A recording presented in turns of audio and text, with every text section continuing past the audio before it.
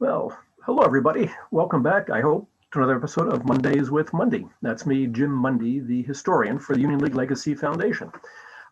This video is broadcasting on March 29th, so it's been almost a year that we've been doing these episodes because of COVID. All right, the COVID virus and the pandemic that resulted has forced almost all of us to do things virtually from now on. So it's a medical crisis, quite literally.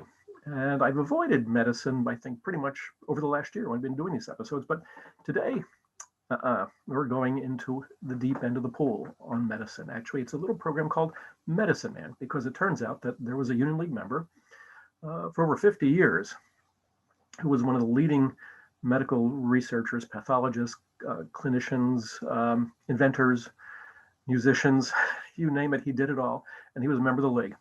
And so I'm calling this episode The Medicine Man. So let's take a look, all right? So I'm going to share my screen once again. And if I do it right, you'll be able to see the PowerPoint. All right, there we go. And it looks like I did it right. Okay. After a year, I'm still surprised I get it right. All right, folks, so Medicine Man it is. So about whom am I speaking? F. William Sunderman, MD, 1898 to 2003, 104 years old. Although in his mind, he was 104 years young. He was an amazing guy. I mean, really just quite a character. So let's find out some more about F. William Sunderman. All right. Railroad town, Altoona. He was born in Altoona, Pennsylvania in October of 1898. His father was a German immigrant. He was a baker, so he had a bakery in Altoona. And his mother was of German-American background. And if you know anything about Pennsylvania, and you know Altoona, you know that it was the main locomotive repair construction shop for the Pennsylvania Railroad, which for much of the 20th century was the world's largest corporation and most successful one. At the same time, it was definitely a railroad town. And actually, it is still to this day the largest locomotive repair center in North America. So it's still doing that today. So this is where Bill Sunderman grew up. His father gave him some advice. 3 things: always buy Pennsylvania Railroad stock, go to church every Sunday, and I forget the third one. Leave it to me. I'll remember it in a minute, though. But his mother, though, had other ideas for her son. So she brought him a violin when he was 5 years old, and he never stopped playing until the day he died, it seems. So you never know, do you? So he went to Juniata Elementary School and Juniata High School. And then in 1919, he graduated from Gettysburg College. And this is what it looked like in the early 1920s. So just about the time that Bill Sunderman was there.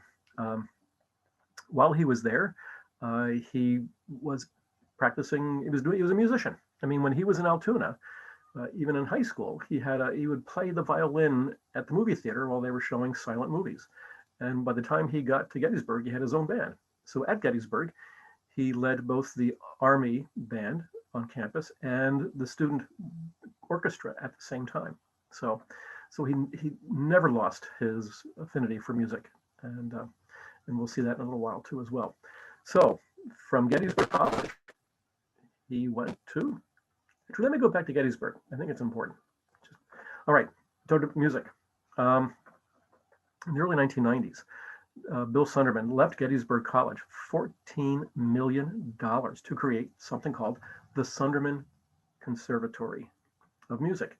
It's a degree-granting conservatory. He endowed it entirely. He left them his collection of sheet music, which was extensive, including original scores and things like that over the years. He was also a collector of instruments, specifically violins. And he left his collection of violins, mostly 18th and 19th century, to Gettysburg, along with the bows. And what he became very famous for in terms of his music was the fact that he owned a 1694 Stradivarius that he called the Saint Sebastian. So Gettysburg did very well with Dr. Sunderman. So then he went to Penn Medicine. This is today known as the Perelman School of Medicine. But so in 1923, he graduated from Penn with a medical doctor's degree, an MD degree, and he then did his internship at Pennsylvania Hospital, but then came back to Penn where he became a fellow in the Department of Research Medicine at Penn. So this would begin a career with Penn that lasted over a decade at Penn itself. And in 1933, he became the director of the William Pepper Clinical Laboratory. And this is a laboratory as it was when Bill was a student and on campus, but it was torn down in the late 1920s and replaced by this building known as the Martin Maloney Building, which still stands, by the way. And in the building was the William Pepper Clinical Laboratory. So this is where he worked when he was at Penn in the 1930s and the early 1940s. Okay. Now, during this time, he was a very busy guy, as you can imagine. We already know that, boy, if you can mix music and medicine, you've got to have an imagination beyond belief, but also therefore some kind of a drive, an internal drive that made you do things. And so while he was at William Pepper Clinical Laboratory, he devised measurements for things like serum cholesterol, glucose, chloride, total proteins, and things like that. He also developed something called the Sunderman glucose tube, which was the first instrument used to measure glucose in a patient's bloodstream or blood system. And of course, nowadays you can't do anything without measuring glucose, right? He also was one of the earliest users of insulin to bring his patients out of a diabetic coma. So he was a man who was, at this point on the cutting edge of medical research. So and he would spend the rest of his life as a researcher as well. He really never went into practicing medicine as we think of as a GP or something like that. So in 1938, though, medicine would get back with him, so to speak, revenge. He suffered tuberculosis and so suffered some lung damage, which would keep him out of serving in any of the armed services during World War II, but it did allow him, and this is he at that time, this is him in 1947, so this is pretty much what he looked like at that point in time, because he became part of the Manhattan Project. So he actually he did two things during World War II. He served in the U.S. Navy as in the Office of Scientific Research and Development, and again was studying toxicology. All right, and then he became specifically involved with the Manhattan Project, studying the effects of, we hear this one, nickel tetracarbonyl, which apparently is one of the most deadly toxic gases known to man, as they say. And it was a byproduct of what the Manhattan Project was creating, which was the nuclear bomb. And so he developed an antidote to it, but he did it by testing it on himself. And that's the kind of researcher he was. So that he did all that so he was a medical director of the Manhattan Project during World War II as well. It's like, holy cow. All right. So after the war, between 1947 and 1950, he went to work for the Atomic Energy Commission. And he was involved both at Los Alamos, okay, he worked as a medical consultant, and then he worked at the Brookhaven National Laboratories as the acting medical director. So here's a man who mixes medicine and science better than almost anybody else in the country at this point in time. I mean, just absolutely, absolutely amazing what he was doing, okay? What do we have here? So he was inventing things all the time. Here we have something called, as you can see, the Sunderman Conductivity Bridge. And because I couldn't remember what this thing does, I've got to read it. So here we go. Okay, so the Sunderman Conductivity Bridge, and this is about 1950, all right, measures the electromagnetic conductivity of small quantities of biological fluids. It is specifically designed to determine a sample serum's total base and to estimate its serum sodium, which has important clinical implications. I'll take their word for it. But again, you can see, though, how his creative mind and his just energy was pushing him in new directions all the time. So, and this is part of the legacy that he left behind to clinical medicine. Where do I go? Wait a minute here.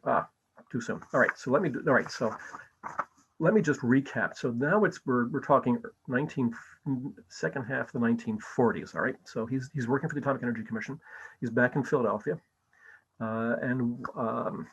While working at the William Pepper Laboratory again after the war, and I've got to read all this because I couldn't memorize this. I tried, I really did, but I couldn't remember half of this stuff. But wait, because he's done so much. So here we go. All right. So at the beginning of 1946, while at the William Pepper Laboratory at Penn, he introduced quality control techniques in clinical chemistry and established a program of proficiency testing for clinical laboratories throughout the United States. And these are still being used to this day. He then served as professor and head of the Department of Clinical Pathology at Temple, 1947 and 1948. And from Temple, he moved on to the Cleveland Clinic, 1948 and 49. And from there, he went to the MD Anderson Cancer Center at the University of Texas in Houston, 1949, 1950. And then at the Emory University Medical School in Atlanta between 1950 and 1951. And it was in 1951 that he came back to Philadelphia, where he would stay for the rest of his life. So between 1951 and 1971, he became the clinical professor of medicine and director of the Division of Metabolic Research at Jefferson Medical College here in Philadelphia. Okay, so he retired. He never really retired. But let's just say that after 1971, I'll keep at this point, he's 73 years old, and he's still going strong. So at that point, he just started becoming a journal editor, because he was involved in many, many different professional journals, some of which he actually founded himself. So this is just a small sampling of what he was doing in the 1940s and actually up until the end of the 20th century. So he served as a founding governor of the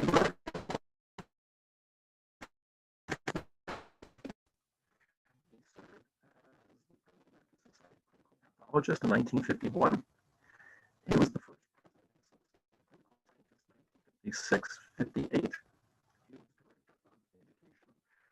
Association of Clinical Scientists from 1956 to 1988, organizing their annual workshops and things like that. Science from its creation in 1971 until 1999, and a member of its executive committee until between 1956 and 2003. Literally the year he died. So you can see how here was a man who just didn't stop thinking, acting, and moving. So, but anyway, so the League. All right. Now, in the meantime, all that time, he wrote over 350 medical articles, scientific papers, over 16 scientific books, all right? And he also wrote books of leisure, if you will, a book on photography, a book on music. He did travel, and he did two that I'll show you at the end of the talk in just a few minutes, okay? So it's 1998. He's 100 years old, and the Union League awarded him the gold medal, only the 14th league member in the history of the league, organized in 1862 to receive the gold medal of the league itself. And that is Dr. Sunderman on the left-hand side with Mr. Thomas Pappas, who was the league president in 1998. And you can see the gold medal around Dr. Sunderman's neck. And you can see looks like a Phi Beta Kappa chain there as well. And this is Dr. Sunderman receiving the medal from Tom Pappas. And Dr. Sunderman, of course, gave a few words. And as you can imagine, he was a man of many words, right? And this is Dr. Sunderman in his office at Jeff. All right. And you can see on his coat, MD, PhD, and he was darn proud of it. And why not? So in 1998, there was an organization that, and I forget the name of it offhand, but it proclaimed him the oldest worker in America. That is, there was nobody else 100 years old who was still working every day of the week, but Bill Sunderman was. And so he got that award, okay? Pretty neat stuff, isn't it? All right. So 100 years old, they had a birthday party for him at the League. And this is, unfortunately, was the only photograph I could find from the birthday party. And this is he with one of his colleagues from the University of Virginia School of Medicine. So that was Bill Sunderman at his 100th birthday party at the League, which would have been October 23rd, if I remember correctly. And here, music, his violins. Again, as I mentioned, he owned a 1694 Stradivarius called the San Sebastiano.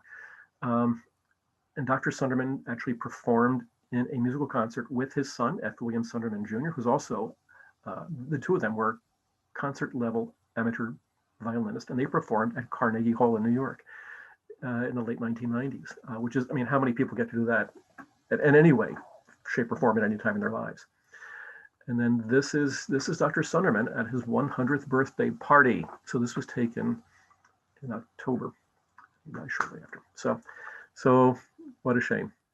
So this was the birthday party in 2002, because he would die, oh shucks, March the 9th of 2003. So this was, all right. So what a character. I hope you've enjoyed learning about another league member who I think is just an amazing contributor to American history, to medical history, to Philadelphia, and to the league itself. Now, these are two of his books. This one is called Our Madeira Heritage. And beginning in the 18th century, Philadelphia was the center of Madeira drinking in the country. And it's a wonderful book if you get the chance to read it. It ends with the poem, "Have a little Madeira, my dear." Try some, it's really good stuff. And then here we have A Time to Remember, an autobiography that he wrote in 1988. So it's pretty much up to speed. It's a really good book. We have the Madeira book in the library. We didn't have his autobiography, but I've purchased it online. So hopefully it'll be in the library within a week if anybody wants to read it. I encourage you to read it. And I encourage you to get to know Dr. Sunderman a little better. Really, just remarkable individual and human being. So, and glad he was a member of the Union League. So that's it for today. Hope you enjoyed learning about another league member. We'll do it again sometime, no doubt. And in the meantime, there's a week to go before the next episode. So in that time, get out, get your vaccine, stay well, stay safe. Thank you for supporting these episodes, and thank you to the Legacy Foundation for sponsoring these. So with all that then, thanks for watching. Goodbye and stay well.